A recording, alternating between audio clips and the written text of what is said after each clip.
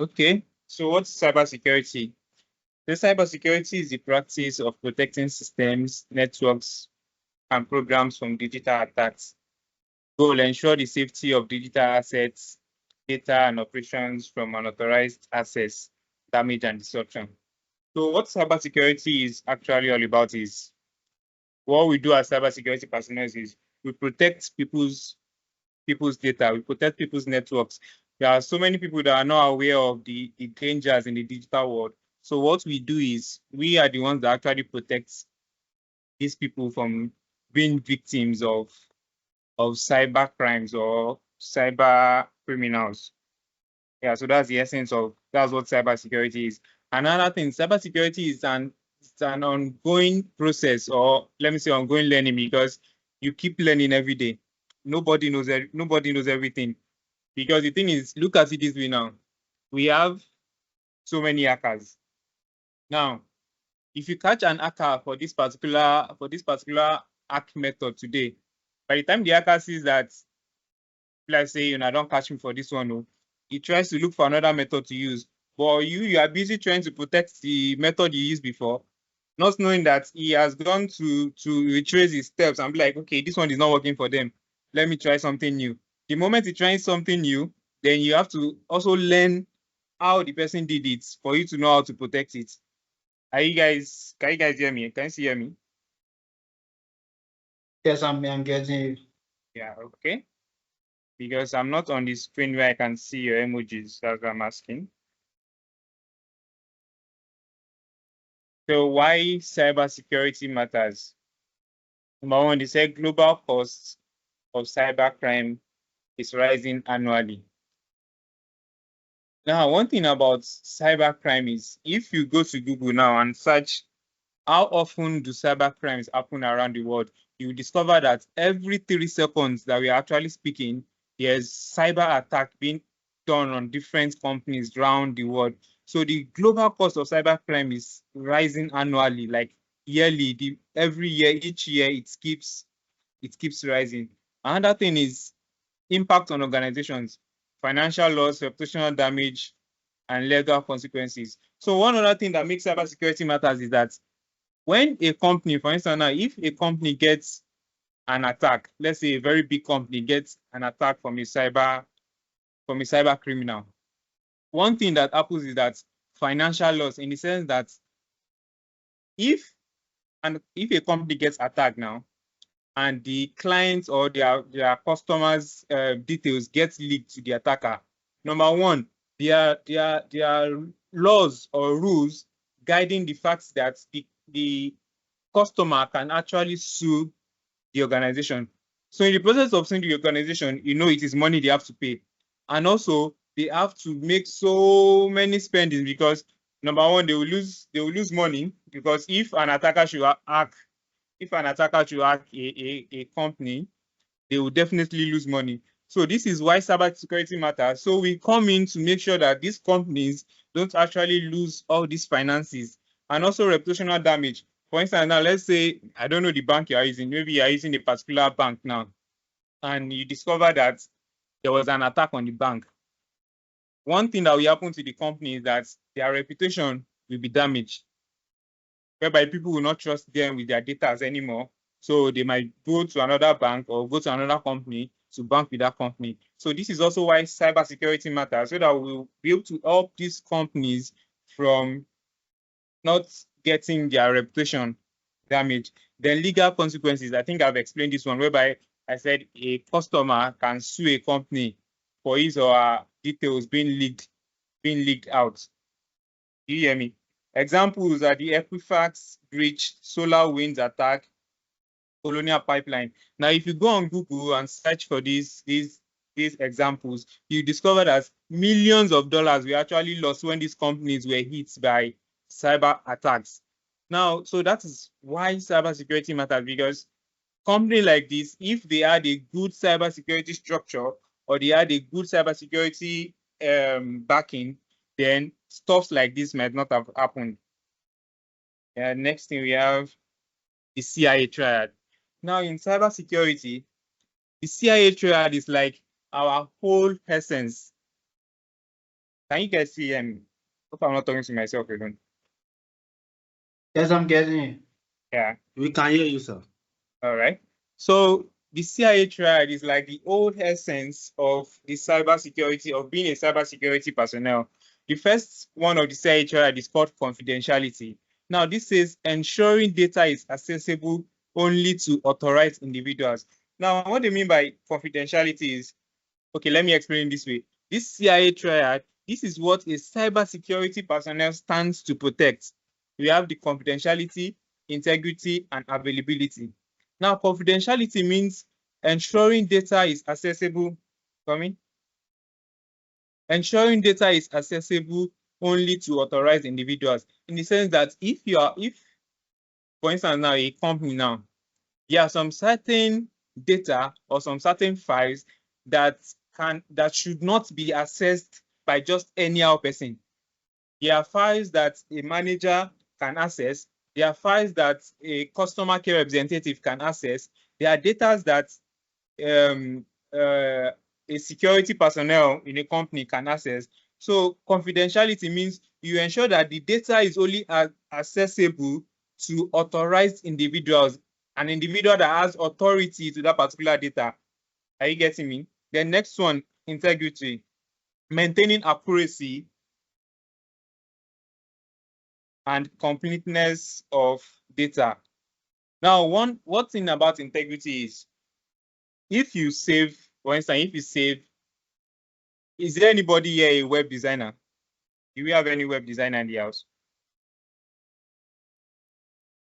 All right, okay. One thing about integrity is, if you save a file, for instance, if you type a document, if you save a document, now for you to be sure that, okay, this document you typed or this document you saved yesterday is still the same document that you will meet there the next day, to ensure that that file has integrity, in the sense that it is what I left, I still met. So as cybersecurity personnel, you should be able to make sure a file or a data has integrity. There are ways to keep the integrity of a file. I will be showing you an example of that. We call it, number one, we call it hashing. Now you can use hashing to actually check the integrity of a file. Let me just explain the last one, then I will give you an example of what I mean by hashing. Then we have availability. Now, ensuring systems and data are accessible when needed. So the thing is, as a cybersecurity personnel, the fact that a data is confidential, which means it must only be accessible to authorized individuals, you must keep integrity of the file. At the same time, you should make the files or the data accessible to those that actually need those data at that time. For instance, now your bank app or your bank website is accessible to you when you need it, even with the fact that they are keeping the confidentiality, making sure that that particular account you are logging into, it is only being accessed by the authorized owner of that account. They are also keeping the integrity, in the sense that it is what you kept there that you actually meeting there. Then availability, it has to be available. No matter how the security you put on it, the person that needs that file still needs to be available, still needs the file to be available to him or her. So now these are some of the attacks that happens at different stages of the triad. We have, under the confidentiality, we have the phishing attacks. Then integrity, we have website defacement or tampering with records. Then availability, we have ransomware, DOS attack, reduce access to data. I would explain these phishing attacks when we get. So let me show you an example of what I mean by.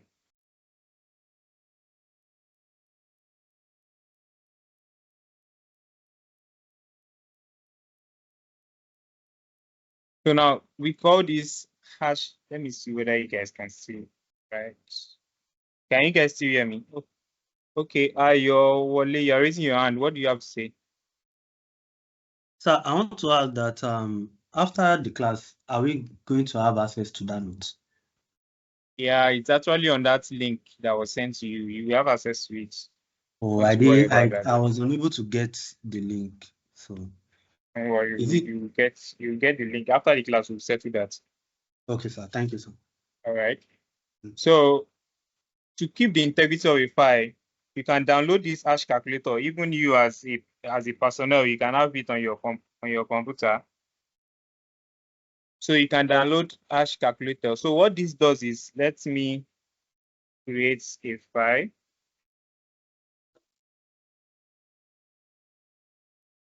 Let me create a file. Let's say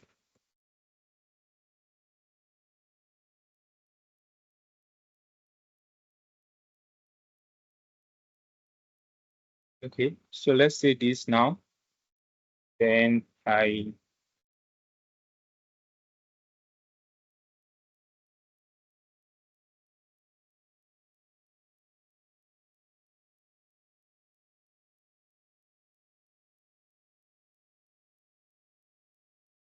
say.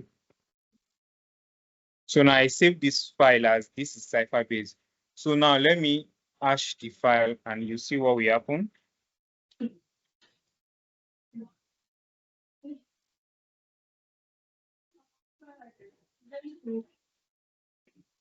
Please, if you are coming in, please mute your mics, please. Okay.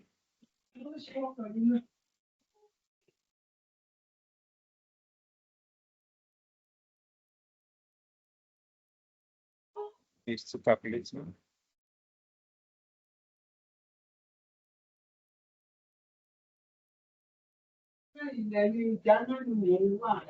Who is that? Who is that?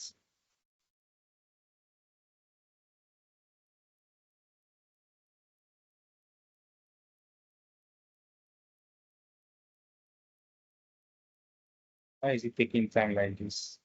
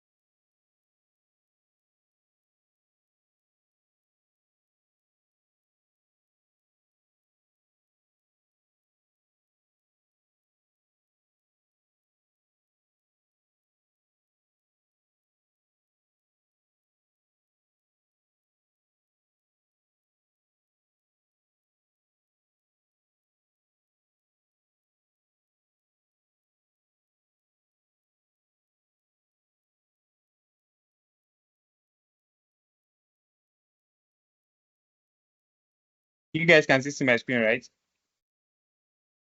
Yes, we can see it. Okay. Okay. So now in hashing, we have different algorithms. Now these are the different algorithms we have in hashing. We have the MD2, MD4, MD5, SHA-1, SHA-254, SHA-256. We have so many algorithms, but the common one actually this MD5, SHA-1, and SHA-256. So let me just use one of the, let's use the SHA-256. Let me copy this. Let me copy this. Let me save it somewhere.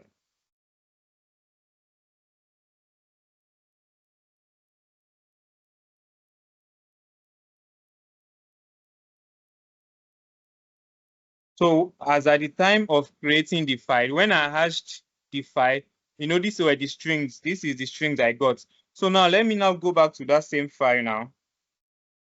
And let's say I just remove, let me just remove something that is not obvious. Let's say I just change this capital letter C.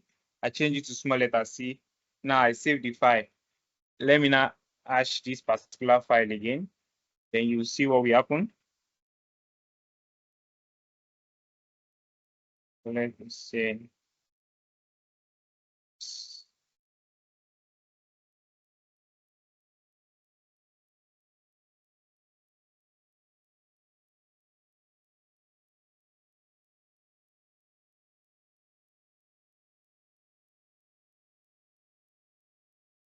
and now let me, it was SHA-256 we used before, right? Yeah?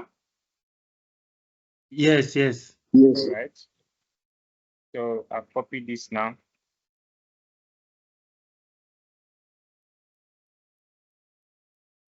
Now, did you notice anything in the strings? You realize that by the time I changed something inside the file, the initial strings also changed to another string just because I changed a capital letter C to small letter c. Now, let me go and return that capital letter C, and you see what will happen. So I save this.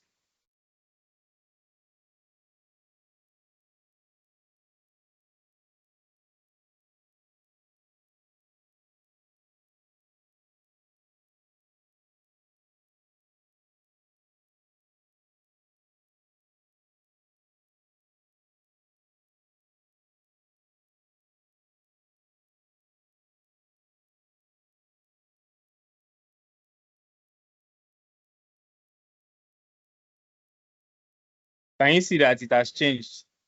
So for you to know, wait, let me check something.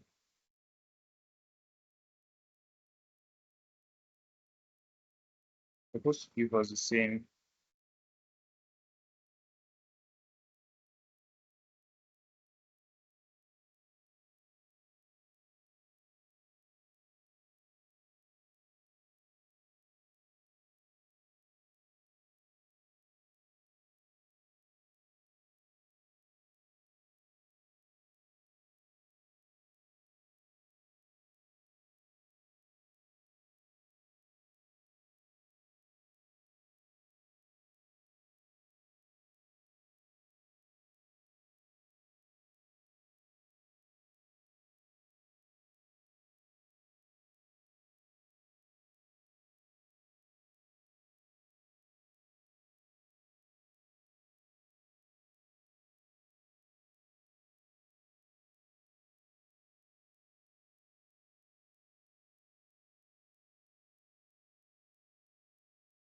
So this was all supposed to happen. I don't know what I changed. Now this first string is supposed to be the same thing when you change your file back to the way it was originally. So maybe I mistakenly changed something else. So you can see when I hashed this file, it gave me the same thing as this. It means that my file was still intact. But the moment I changed something from inside the file, by the time I created hash value for the file again, the hash value changed. It means that the file has been tampered with. That means the integrity of the file has been tampered with. Do you guys understand what I mean by that? Yes. Are you guys getting me? Yes. So that's how you check the integrity of a file. So you as a cybersecurity personnel also, you can download hash calculator and hash all your files, then you save those hash values. So on a later day, maybe you want to check if the file was still the way you left it, then you generate hash value for that same file again. If the hash value is different from what you initially generated, then it means your file has been tampered with. Now, the reason why I was asking if you are web designers in the house is that most times when web designers create a Python code for their website, they hash the file, the HTML file of that code. Now they send it to their clients. Are you getting me? So that when the HTML file gets to the client and the client also hashes the file, he or she must get the same hash value that the coder sends. If he or she doesn't get the same hash value, then it means the code has been tampered with. Now, later, we will now discuss how SOC analysts make use of these hash strings to do investigations on attacks, but that will be later. So let's continue with our slide. Time is fast running.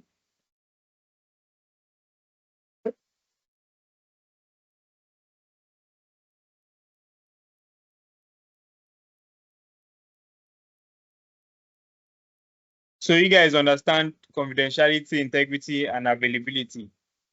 Yes. Who is raising his hand? Mr. Abraham, what do you have to say? As you were in war and I didn't want to distract you, I'm actually facing a little problem in storing the Kali. And no problem, we'll fix that. We are not making use of Kali today. We'll fix that later. Okay. Yeah. Right.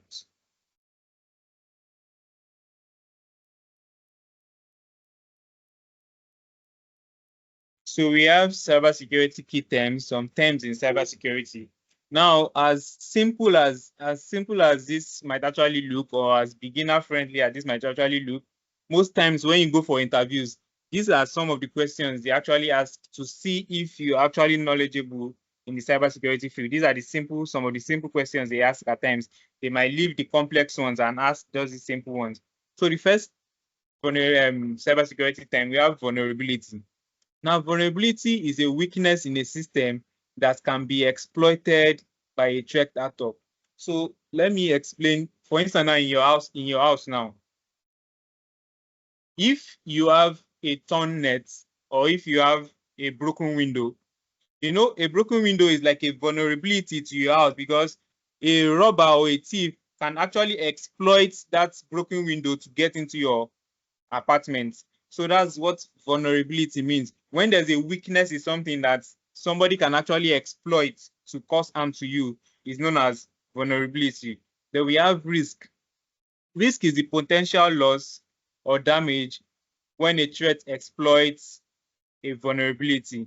That is, when there's a threat on a vulnerability. For instance, now if you have, let's say, like the broken window I was using now, if there's actually a robber that is robbing, probably you people heard gunshot or heard something happening in the area. Now the risk now tells you that what is the potential that this broken window, a thief can actually get into my house. So that's what they call risk. That is, what is the potential that this broken window can actually cause damage to me? Is this broken window enough to let a thief into my house? Or can this broken window still make a thief not come into my house? So that's what they call risk. That is, what is the potential that damage can actually happen? Do you understand? The next one, we have threats. He said, any circumstance or event with the potential to harm systems or data. That is, any circumstance anything that has potential to harm a system or data in cybersecurity is known as threat. That is, when you see this particular person or when you see this particular thing, this particular person has the potential. The way you are looking at this file or the way you are looking at this person, you are seeing a potential that this person can actually cause harm to your data. That is, or this file or this thing that can actually cause harm to your data. That is what we mean by threats. Then exploit. I said a piece of code or method used to take advantage of a vulnerability, like the broken window I was talking about now. Now, exploit in this sense, we now mean maybe the robber tries to break the window more so that since he has already seen a crack in your window, so it's easier for him to break it more to be able to come in. So that means he's exploiting your vulnerability, whereby he sees a crack in your window and is exploiting that vulnerability. Do you understand that? The next thing is network, a group of interconnected systems that share resources and data. So when you, for instance, in your home now, on your mobile phone, or if you have a router in your house on your mobile phone, when you put on your hotspots, first person connects, second person connects, third person connects, then you are creating, that means you are creating a network. So interconnected systems or devices is called a network. Then we have protocol, a set of rules governing data communication over a network, e.g. HTTP. HTTP is hypertext protocol, then TCP is transfer control protocol, then IP is IP IP is IP address, TCP IP. So what protocol means is that in the cybersecurity, we see protocols as what gives a set of rules for a particular communication over a network. For instance, now HTTP is like is an unsecured way of transferring data over the internet. So that is one protocol. It sets rules of how you visit a website, of how you get information from a website. That is an example of a protocol. Then next one, we have firewall, a network security device that monitors and controls incoming and outgoing traffic. On your devices or your PCs, we all have firewalls installed with our Windows. Now, what firewall does is that you can actually set rules. For instance, now, if I want to say, I don't want my PC or my browser to ever be able to visit google.com, through the firewall, I can set these rules. Either using the IP or using Google domain name, I can set the rule. And you discover that if I try to visit websites, it will not go through because I have set the rule in my firewall. Then we have encryption. The process of encoding data to prevent unauthorized access is known as encryption, whereby a simple definition is turning plain text, that is what you can read, into ciphertext, that is jargons, is what we call encryption, whereby you turn, for instance, now let's do a simple encryption. So let's say, can you guys see my screen? Yes, you can Yeah. see it. So let's say, who is the person talking? Ayowole. Ayo, middle right? Ayowole. Ayowole. So let's say Ayowole now. Ayowole now. I want to encrypt this probably in a way maybe me and you know how we want to encrypt it. I want to encrypt this now.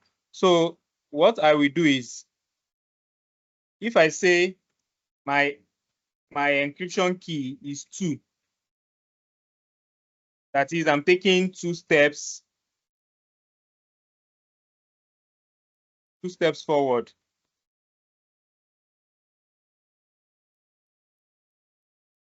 In the sense that, for instance, now my A will become, after A we have B, C. That's 2 steps forward. So that's C. Then Y, we go back to A. So we have Y, Z, A. So that is A. Then O, we have P, Q. So that is Q.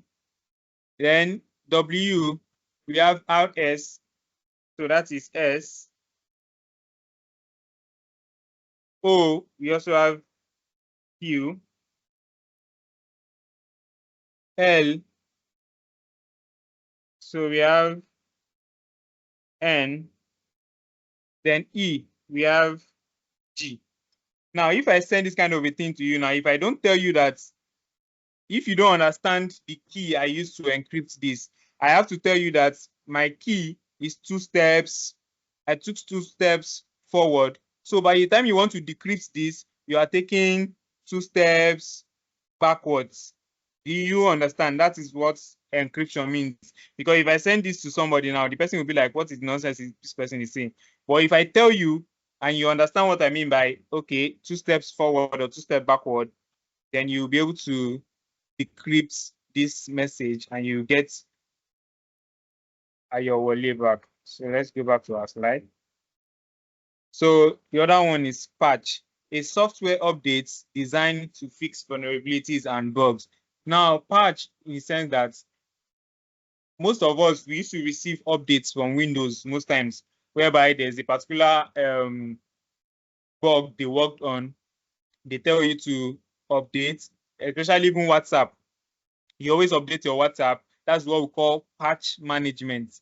Later, we'll discuss about that. So it's also a way of getting yourself secure in the digital world. That is, whenever you receive an update, always try and make sure you make that update, because that particular update means that they were able to fix a vulnerability that was in the past version. Now they were able to fix it. So if you don't update your own software, it means an attacker can actually exploits that vulnerability in the sense that the attacker knows what the bug was, but because you have not updated or patched your own software, you can get affected if the attacker decides to attack you using that vulnerability, because that's already a vulnerability. Everybody's updating, you decided not to update. So if they used what make them update against you, then you should know that it is because you did not patch up your. So the next one is malware. Malware is short for malicious software. Malicious software designed to damage or gain unauthorized access to your systems. So malware is short for malicious software. In the upcoming slide, you will see what we mean by malware here. So we have the cyber threat landscape. That is, what are the things that actually cause cybersecurity threats? First, we have the evolving threat of nature. For instance, you know that in some countries, there might be earthquake, there might be tsunamis. Now, imagine there are companies in these countries whereby they have their data saved in the organization. If there's a tsunami should hit, or if an earthquake should hit them, then it means they might lose some of their data. So the only thing that will make them not lose some of their data is when they have something we call incident response plan. That is, they have planned ahead. So as a cybersecurity personnel, you should also be an incident responder, in the sense that it is a niche in cybersecurity also, in the sense that you can help a company to plan ahead. You plan for unforeseen circumstances. That is, what if this happens? What if this happens? Then what should we do? Because if we have earthquake now, doesn't mean the company has to pack up. We need to have planned ahead for us to know what we are going to do if such could happen. Then we have threat actors, we have hackers. Now we have the type of hackers, we have the black hats, we have the white hats, and we have the gray hats. Now the black hat hackers are the hackers that we call the cyber criminals or threat actors, whereby they hack because of their personal gain, not because they need money or because they want to harm you. Those are the black hat hackers. Then we have the white hats. Now these ones are those we call the ethical hackers. This one receive permissions from companies before they can perform a penetration test. That is, a company employs you and says, okay, we want you to perform a penetration testing on our company to see where we are vulnerable, to see if an hacker tries to hack us, are we going to be safe or not? Those are the white hat hackers. Then we have the gray hat hackers. These ones, they don't really want to harm you, but at the same time, they're not seeking permission from you. They might be strolling along, maybe on the internet, and come across a vulnerability in your company. The good ones will leave a message there for you that fix this vulnerability. It might be exploited by a threat actor, or they just leave it that way, but they are not there to harm you. Then another threat landscape, we have nation states. Now, you all know that sometimes most nations have beef with themselves. Now, because they have beefs with themselves, a country might employ an hacker to hack some systems in another person's country. These are also part of the cyber threat landscape. We have insider threats. Now, one of the cyber threat landscape is insider threats. It has been, how will I put it? It has been said that most of the vulnerabilities or most of the attacks, of the success of attacks in companies, is usually caused by insider threats, in the sense that you, as a person working in an organization, the fact that you are in an organization, it is easier for you to cause harm to the organization than for those that are outside the organization. For instance, clicking on links, on phishing links, just because you didn't know what it was. Clicking on phishing links can cause harm to the organization. So this is what we call insider threats. Then we also have cyber criminal organizations. I don't know if you guys heard of this Anonymous. There was a time this Anonymous was leaking reports about politicians that are corrupt or countries that are corrupt. Were you guys online that time, during that time? You can talk. Can you guys hear me? We can hear you, sir. Yeah, there was this organization then, they called themselves Anonymous. Now they were hacking politicians and releasing their corrupt acts and stuff like that. So we have organizations like that, and we have some organizations whereby people come to employ them to do bad deeds for them. They just set up a cyber criminal organization. So these are the cyber threat landscape. Then we have common cyber threats. Now we have malware. Now, malware is also known as malicious software. Malicious software is like viruses, worms, and ransomware. Now, viruses are malicious softwares that once it enters your system, it spreads on its own without you interacting with it. But worms, you actually need to interact with it. Probably you click on something, then it starts to spread.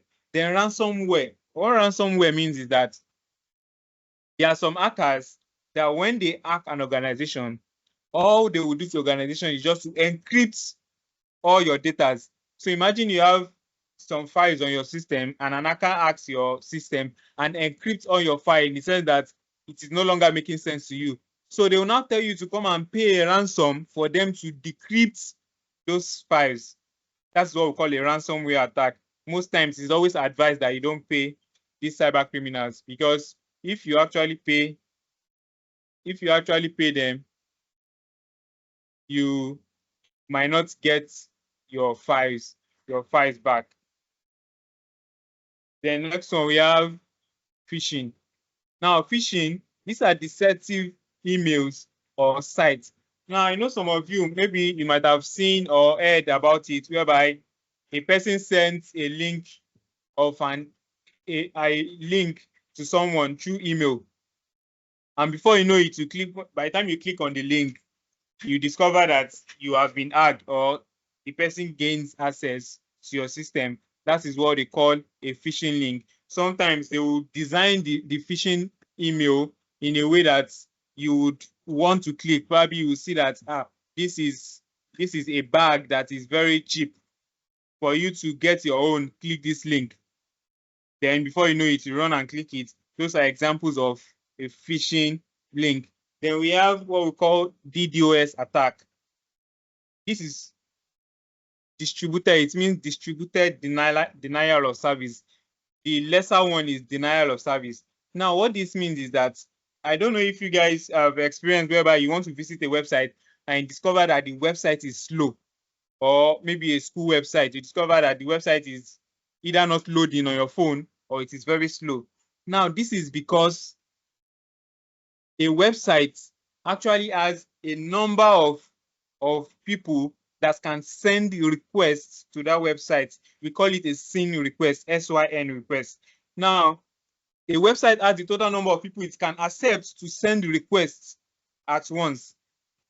If the number of people that are sending requests exceeds that number, then the website will either crash or it will be slow.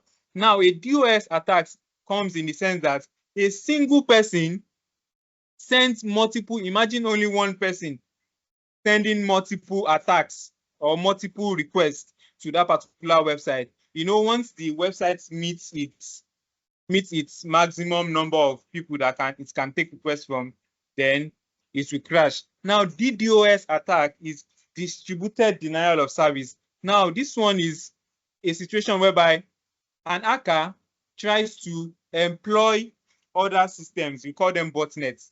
Now, how does he do this? You can use phishing links. Maybe when they send a phishing link to your system, you click the link, then it has employed, the hacker has employed your system. You might not know the hacker has employed your system. So now it will be using your system, instead of him using only his own system to send requests to that website, which is a DOS attack, different from DDoS. It comes a DDoS attack. Now, the hacker now employed several PCs or several computers to use their computers to send requests at once to that particular website. But a DOS attack, it is only that hacker using his own personal IP address to send the request to that website. But a DDoS attack, the hacker employs other systems, we call them botnets, and uses those systems to send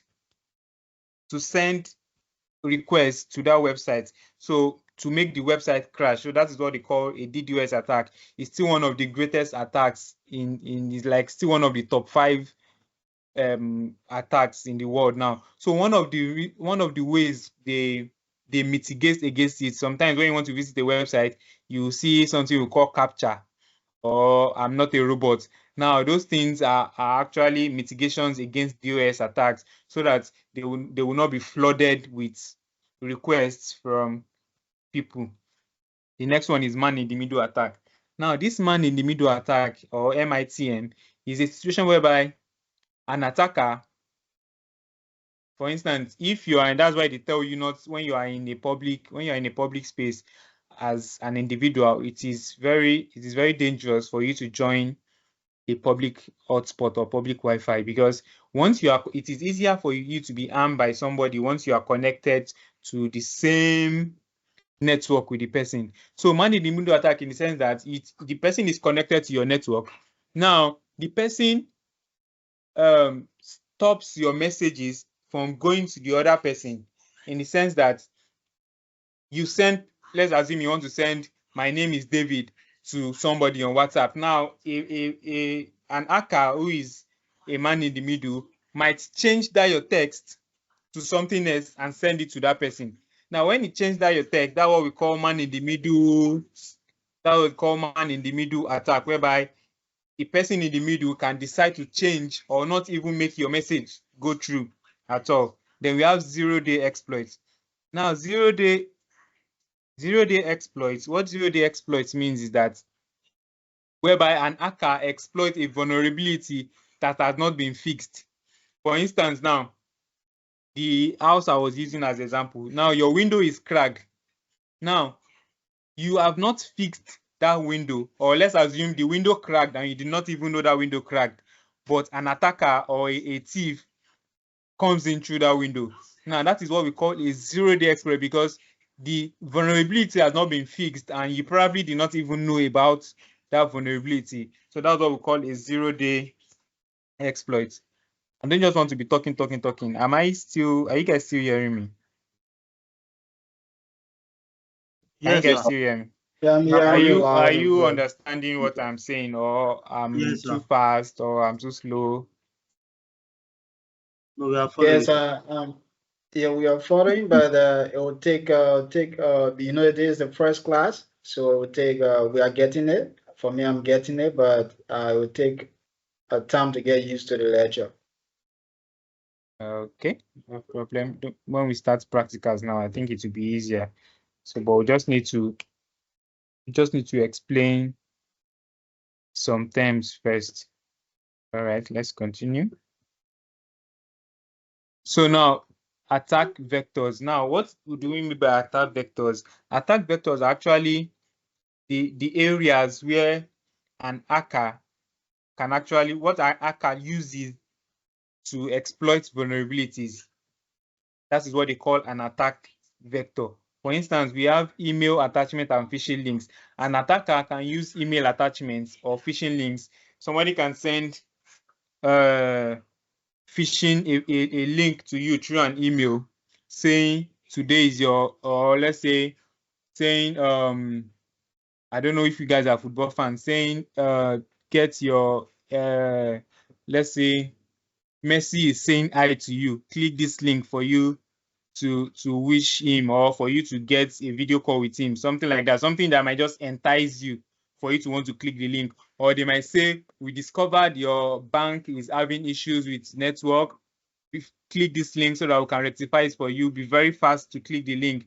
Examples of phishing link are whenever you see messages or emails whereby it is prompting you to do something very fast, you should know that there's something suspicious somewhere. So those are examples of phishing links. That's what we call attack vectors that an attacker can use. Then we have insecure websites and downloads. there are some websites that when you visit, you are not actually secure, especially a website that is beginning with HTTP and there's no S in front. It shows you that that website is not secure. I think they've even updated most browsers now. If you want to visit a website that is not secure, you will see a red padlock on your URL to show you that that website is not secure. Now, those kind of websites are HTTP websites, not HTTPS. HTTPS, the S in front means secured. That is, this website is secured, which means the owner of this website has actually purchased a certificate to make sure that all your data that are being transferred on this website are actually secured. When we start doing practical, you understand what how an HTTP website is not secure and how HTTPS is secure. Then we have weak passwords and credential we use. There are some people that when I know a lot of us here are actually victims of that. It is one password you use for all your accounts, which is very wrong. Number one, a weak password. Now, a weak password is a password that does not have that is less than 12 characters or less than 8 characters, that does not include cap locks, numbers, or characters. Now, if you have, let's assume your password is just made of letters, or let's say your password is just weak, or let's say your password is just, maybe use social as your password. Now, if you use social as your password, it takes an hacker only 3 seconds to hack this password. If you use social and you put 1 or 2 in front, it takes an hacker maybe, let's say 15 minutes or 30 minutes to hack that password. But if your password is longer than 12 characters, includes capital letters, small letters, numbers, and characters like hashtag, star, and the rest, it might take an hacker years to hack that particular account. So that means your password is not weak. That is why the websites you see nowadays, when you are trying to create an account, they will tell you add characters, make sure your password is longer than 8 characters to make sure that your password is actually very strong. Then credential reuse, in the sense that most people, it is one password they use for all their accounts. So imagine an hacker is able to hack or able to get your password. What he just needs to do is he will go and try it on your account, and voila, you are using one password in all your accounts now. So all your passwords, all your accounts can get victimized by that. Then we have unpatched software and vulnerabilities.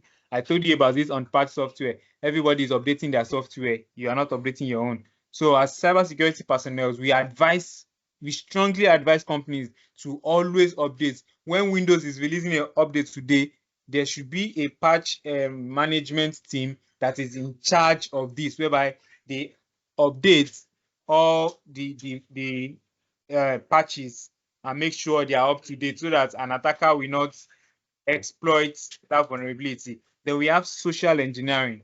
Now, social engineering, maybe some of us might not be victims, but you might have heard about it.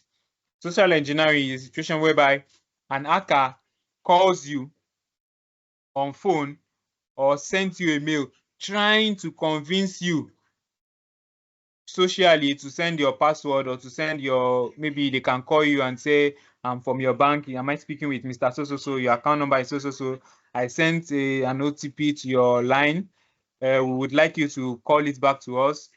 That is what we call social engineering. It's also a form of hacking. That is what some hackers, even social engineering is still in the top 10 methods of how hackers actually hack people nowadays.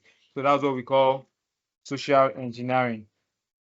Then we have the principles of information security. We have risk management. Now, what risk management means is that you should be able to manage your risk. That is, this particular threat or this particular vulnerability, when this thing happens to us, do we fight back, or we just leave it because we feel it cannot harm us? Now, one thing about risk management is, for instance, now let's say you buy or you own a company that is worth 10,000, let's say just 10,000 naira. Now, you know, it would be very stupid of you to buy gadgets of almost 20,000 naira to secure an asset of 10,000 naira. So that's where the risk management comes in. You should be able to analyze your risk. Which ones are the of high risk? Which one are of low risk? Which one do I need to actually work on? Which one are very which one do I need to quickly work on, and which one do I need to relax on? That's what we call risk management. Then least privilege. What least privilege means in there's something we call okay, let me explain it this way.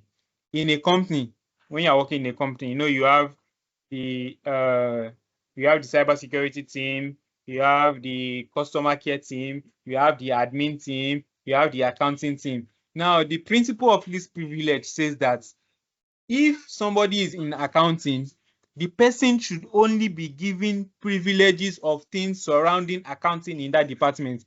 As you are in accounting, you don't necessarily, or you don't need to be concerned with the data of people in customer care. So least privilege says that if you are opening an account or a user account for this particular person, it must be solely in his field.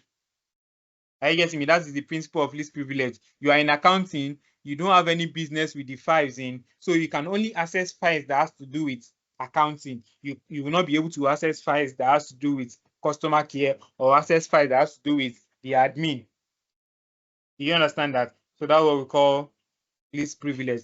Then we have the defense in depth.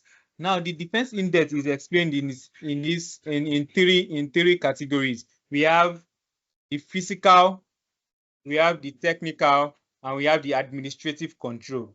Now, the physical control, what defense in depth is just trying to explain is that there need to be stages of controls or stages of security before you can access a particular data.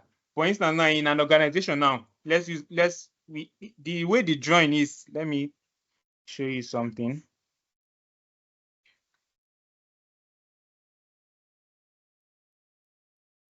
So we have physical, we have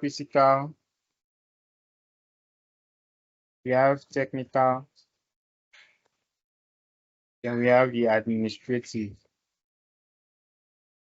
Now, the first one, physical, example of physical, you have the security gates that you meet when you want to enter a company, or the security officials. Those are examples of physical control. They are also part of the defense in there, because before you come into a company, you must first come in through the gates. If you are not welcomed, they will not allow you through the gates. Now, let's assume you now enter through the gates, you get to the technical. Now, the technical defense is the security doors that they have in organizations, maybe whereby you need fingerprints or a metal detector. Those are the technical. Or in an organization whereby your computer, you need to log in, you need to put in your passwords. Those are technical controls. Then the administrative control, this is where the administration now give rules. Example, when you go to a company and you see cars parked at owners' risks, this is an administrative control. Or you see, please do not come, or you see something like they say staffs only. Those are examples of administrative control. So these are the three stages of controls under the defense in depth. So first, you protect the physical, then the technical aspects, then the administrative also comes in. You understand? Our time is fast spent. You guys did not come early, so let me just try and brush through.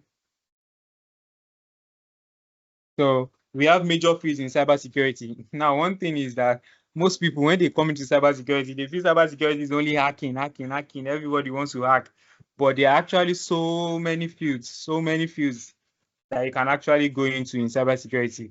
By the time we take all those fields one by one and you start seeing what each person is doing, you'll be able to decide, okay, this is the field I want to go into. Number one, we have network security. Now, these are the people that actually protect networks from getting attacked. They use things like firewalls, IDS. IDS means intrusion detection system. IPS means intrusion prevention system. Sorry, do you have a question? No, sir, no. Are you guys hearing me? I hope I'm not just talking too much and it's not Yes, we are getting hearing boring. you. Yes, We are getting. I'm hearing loud and clear. Okay.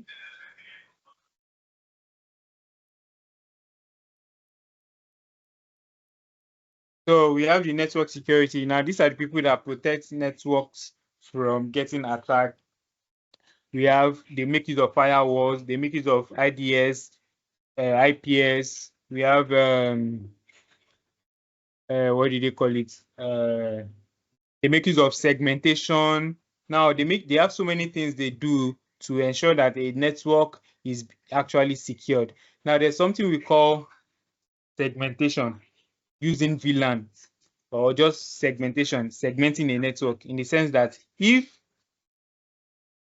for instance, now we have an organization, now all of them have computers. Now, segmentation comes in the sense that all the computers that are in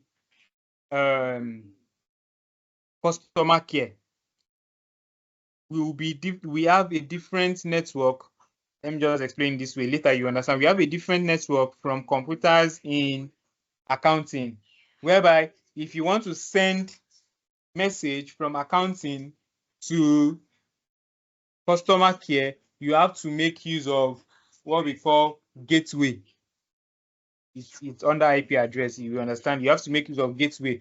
The reason why this happens like that is so that when an attacker hacks a network, it will be easy for us to segment the other networks that it has not gotten to. So it is only that network that the attacker will be able to get hold of. We'll be able to segment the other attack. Though hackers are already getting their way around that. There's something we call VLAN hop, whereby from one network an attacker can hop into another network, but that's for another time, because attackers or hackers get smart by the day. So we also have to be smarter than them. The more they get smart, the more we are smart. Then we have cloud security. Now, these are the people that protect cloud. For instance, now you have your iCloud, you have your Google Drive. There are people that actually protect all these cloud softwares or cloud devices. Then we have application security. There are also people that protect applications. We have offensive security. This is ethical hacking, those that do penetration testing, like the white hat hackers. Then we have the defensive security. This is SOC, we call them SOC analysts. Now, what these people do, they are on the defensive sides. They make use of tools like SIEM. This is System Information and Events Management. Then EDR, endpoint, I think endpoint detection and response. These are like log tools, because for instance, now your computer now, or your phone, or let's say your computer, in your Windows, there are places where all these logs, all the logs of everything that you are doing on your system are actually stored. The time you logged into that system, the time you put up your system, the time you put on your system. So there are SIEM tools that you can use to check all those things, so that you can analyze it. Which worker logged in when he was not supposed to log in? Was it an attacker that tried to hack us? All those logs, they analyze all those logs. Then we have the governance, risk, and compliance. These people are just like the people that know the law about the cybersecurity space, whereby they know which data you should keep, which one you should not keep. For instance, we have they know the laws of the NIST. NIST stands for National Institution for Standardization and Technology. Now, this institution has different policies that organizations you must adhere to them. We have the GDPR. This is General Data Protective Rights. This one is an organization that was created by the European Union. Now, this organization, there are data protective rights. That is, as an organization, there are some data of your customers that must not leak out. Once those data leak out, then you will face their fine. That is where we said financial losses for some company, because these organizations come for them with the way they come for them. You think, should I keep on going, or our time is up? It's supposed to end by 8:30. Let's What do you guys continue. feel? Let's continue. We're enjoying Yeah, it. Yes, everyone, let's continue. only 2 people. Who else?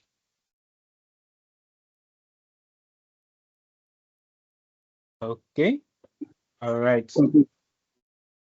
So then we have the digital forensics and incident response. Now, digital forensics, what they do is they do investigations on digital assets. For instance, now, as cybersecurity personnel, you should know this.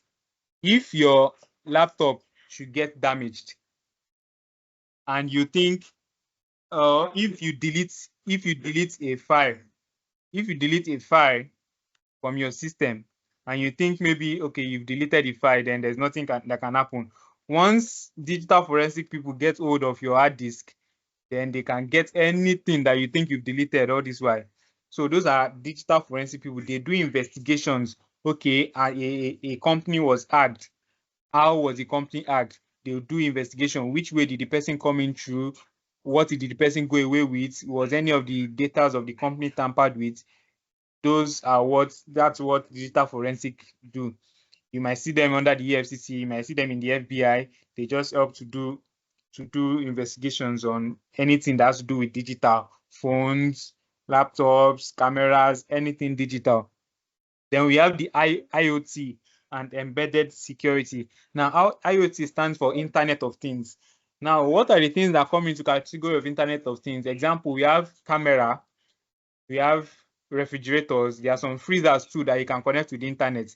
Now, if you visit banks, you notice that the printers they use in some banks, anybody, for instance, now the person in admin, the person in what do they call it? The person in customer care can send a document to that printer to print. Now he sends a document to that printer to print. Everybody can send a document to that particular printer to print. It is not because all of them are connected. They connected their laptops to the system with wires, but it's because the printer is connected. Because the printer is connected via the internet, or it is connected to a network. So those are examples of IoT of things. Even all those cameras too that you see in organization, they are connected to a network because they are controlled, they are connected in a network. So an attacker can even hack you through your camera, because cameras also have IP addresses, and those are examples of what we call IoT. So there are people that secure IoT of things. If that's what you want to go to, there are people that actually do that, whereby they secure your camera, secure so many things that. Then we have threat intelligence. Now, what threat intelligence? They analyze cyber threats proactively. That is, they will be able to tell you, okay, this particular threat can cause harm to you. This particular so and so threat can cause harm to you. Those are people they call threat intelligence. They also have their tools they use to do this intelligence stuff. Then we have cryptography. Now, there are people that design and break encryption methods. They design encryption and they break it. This one has to do with deep mathematical knowledge. For you to be a cryptographer, you have to be very good in mathematics because it has to do with calculations and the likes.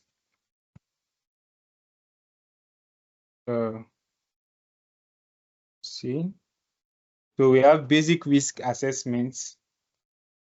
Okay, maybe we'll do this one the next class. This is risk assessment. Okay. All right. And that is what we have for today. So questions can start coming in. Let's talk. You can ask your questions. Anybody with any question? So you were talking about white attacker the other time? White hat hacker. White hat. There was a time I was trying to read. I was reading ethical hacking on Cisco. So I saw white hacking, gray hacking, and black hacking. I mean white hacking, gray hacking, and black hacking. Can you explain to us about now we have the white hat hackers, and we have the black hats, we have the gray hats. Yeah. Now the white hat hackers are hackers that organizations will employ them. They have signed agreements. If you want to go into ethical hacking, there are so many agreements you need to know of, because anything can land you in jail. Any slight mistake can land you in jail. So they have so many documents that they sign. Okay, we want you to come and perform a penetration testing on our organization. Come and hack us and let's see where we are vulnerable. Maybe if an attacker tries to hack us, what will happen? Are you getting me? So those are what we call the white hat hackers or the penetration testers. So organizations employ them or individuals employ them, come and hack us and let's see where we are vulnerable. You understand? Under the So they under give the report back yeah, they to give the reports back. organization. And even the Okay. reports you are giving back, there are people that your reports must go to. And there are Okay. things that if you are, for instance, if you are performing a penetration testing, there are rules that if you see a particular data or you see a particular file, you must not share it with a third party because it is very confidential. If not, you can land you in jail, even for the fact that you are doing the good thing. It can still land you in jail. Then we have the gray. Yeah? What do you say? Okay, I think from that note I learned that even sometimes when they are trying to, if an organization give them a job to hack their infrastructure, that the network, I think the network engineer, they will not even know that. They will not even know the date or the time when. So that they will know, because in an organization, especially an organization that performs, because as a cybersecurity personnel, we advise organizations to perform penetration testings on regular basis so that you will know where you are vulnerable. So most times they want to see if their defensive cybersecurity team are always at alert or they have a strong structure, so they might not inform them. Okay, you mean that apart from the cybersecurity team in an organization like bank, they also bring some pen testers. Yes, that an they should come organization, and if you have, because pen testers are most times it's only for you to come and hack now. So most times they don't employ you down in organizations. They can only get employed by organizations that what they do is just ethical hacking. Are you getting me? Penetration testing. But for your own an organization that has a defensive team, they might not really employ you as a full staff like that. So what you just do is, because what an organization needs mostly is the defensive aspect of cybersecurity. Then the attackers come in once in a while. We just perform penetration testing. Okay, let's say when I still dey rugged. Then sure you understand. So that's what. So that's what. So as a penetration tester, you can be on your own. You can have an organization. Then you just go to companies to perform penetration testings. Then the black hat hackers. This one are the bad guys. They don't send you. They hack because they want to steal. They hack because of money. They are the cyber criminals. Are you getting it? So those are the black hats. Then the gray hat hackers, they are not bad. Neither are they that good, because they may not want to cause, they don't want to cause harm to you, but at the same time they are not taking permission from you for them to hack, because somebody might just be, okay, I learned how to hack website today. Now the next thing, I want to go and hack google.com. Then he asks google.com and finds a vulnerability. He might decide to report it. He might decide not to report it. That is a gray hat hacker. He did not take permission before he does it. Are you getting me? So we cannot say whether he's a good guy. We cannot say he's a bad guy. You understand? But the fact that he did not take permission before you act makes you a bad guy, actually. Then I think I've explained the three, right? Is that all?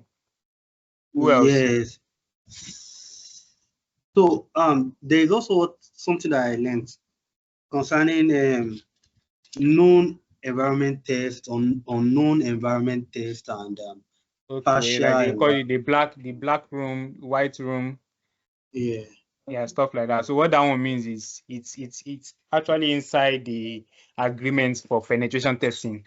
What that means is, for instance, at the white room, they tell you, they give you, because in an organization, every organization has different ways in which they set up their network or set up their they call it network topology.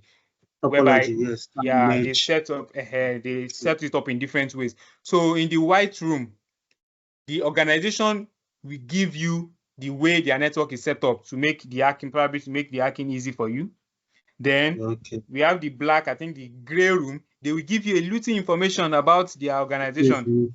Are you getting me? Then the black room, they don't give any information. They want to see, just come and just hack us. You don't know anything about us, because an hacker that wants to hack, apart from the fact that he knows few things, might not really know everything about them. Yeah. So they just feel like, okay, let's not tell you anything about us. Just come and perform hacking on us, come and hack us, or perform pen test on us, and let's see. So a gray hat person can actually hack someone and give it out to another person and get the vulnerabilities and give it out to another person to exploit it. No, that you're no longer a gray hacker. You're not a I black know. hat hacker. That is what I'm saying. I said gray. A gray I know hat what I'm saying. person. A gray hat hacker will not do that. A gray hat hacker is not there for you to. Is not to cause harm to you. They are just passing by, but they saw the vulnerability. But they did not take permission before they hack you. That is why I said they might even actually give it out to another person that there is vulnerability So in this place. the gray hacker are just on the positive aspect. It's not fully on the positive aspect, not fully, because according to cybersecurity laws and rules, before you hack an organization, you must have the permission. So if you don't have the permission, you are not a good guy. Well, that was what you wanted to ask Abraham. That's why you raised up your hand. Okay, my question has to do with the social engineering. I would like to know as to whether, because we have three categories of hackers, as to whether the social engineering can fall in any category or is specifically the black hat hacker. No, one thing about hacking. Okay, let's explain something about hacking. Now you see, when you want to perform penetration testing on a company, there's something we call reconnaissance. Now, this reconnaissance is a situation whereby you investigate to know, okay, where is this company actually vulnerable? You might visit the company, just walk around to see, okay, where are the places these people are vulnerable. You might use some tools to try and get to their network to know their topology and stuff like that. So you can decide to use social engineering. Probably you might even, one thing about ethical hacking is it might not take you a month, it might not take you 2 months, it might take you less than that. It depends on what is in your agreement that you tell them, okay, this is the period of time. So if you have 3 months, you might decide to want to toast one of the workers so that you get in through the worker. Are you getting me? So it is a form of social engineering too. So you just like trying to convince somebody. Okay. Are you getting me? Yeah. Just trying to convince. Some people might just some can even ask of Wi-Fi password. Yeah, that's social engineering too, because you just try to convince the person. Yes, there's something that used to happen in my organization. Like once you open your system and you leave your system open and you left, so another person can just come and send a mail on your behalf. So Yeah. if you look at that one, you people are making use of Microsoft 365, right? Yes. Okay. So one thing about Microsoft 365 is that as an admin, for instance, in my organization, I'm an admin. As an admin, I can send mail on behalf of any of the employees, and the person will not even know. So if you leave your system, and it is part of our rules, we've given you the rules that you must not leave your system because it can cause harm to our organization, because an attacker can gain in through that.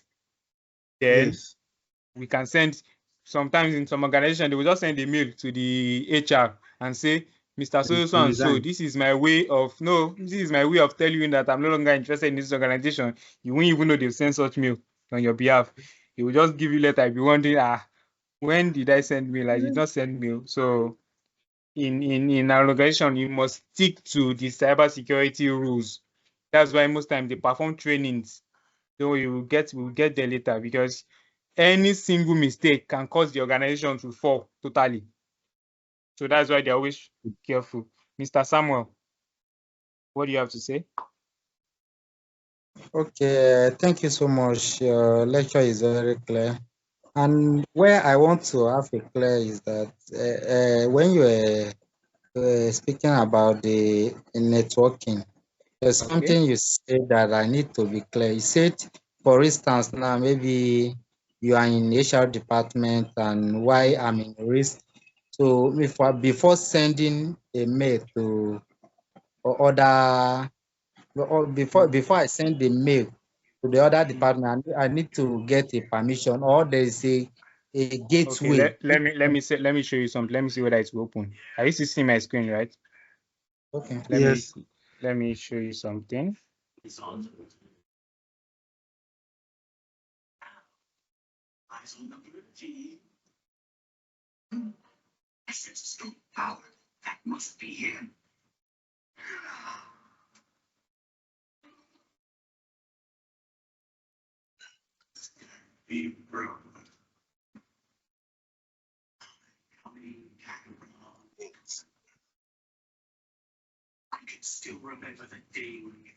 Now, if you can see my screen.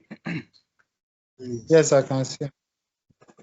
Okay, this is one this is a network. This is a networking project I did for someone. So now, Okay. if you look at it now, this is VLAN 10. This is like, let's say maybe this is IT, this is HR department. This VLAN 20, let's say this is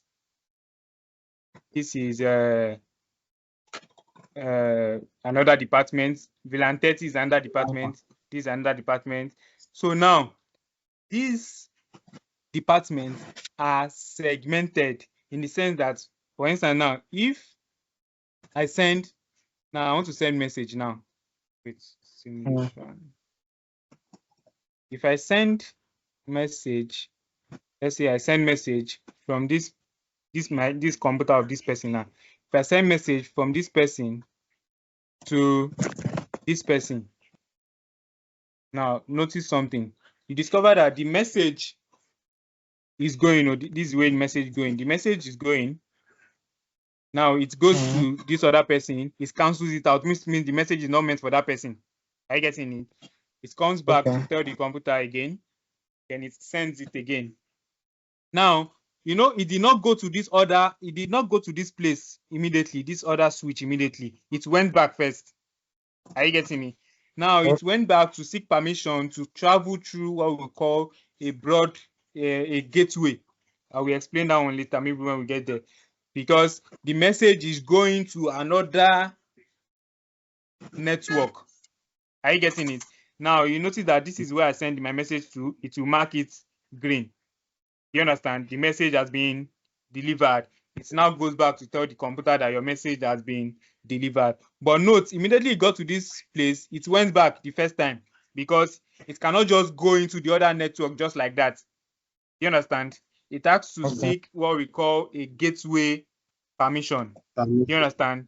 Before it goes to the other networks. Are you getting me? If all these networks now were connected together as one, it will send the message to everything once, and the message goes to the one that is actually in need of the message. It will not be going back and forth, and be seeking unnecessary permission. Do you understand that?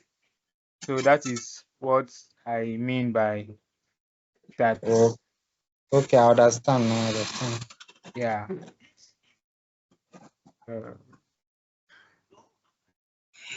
So is there any other question?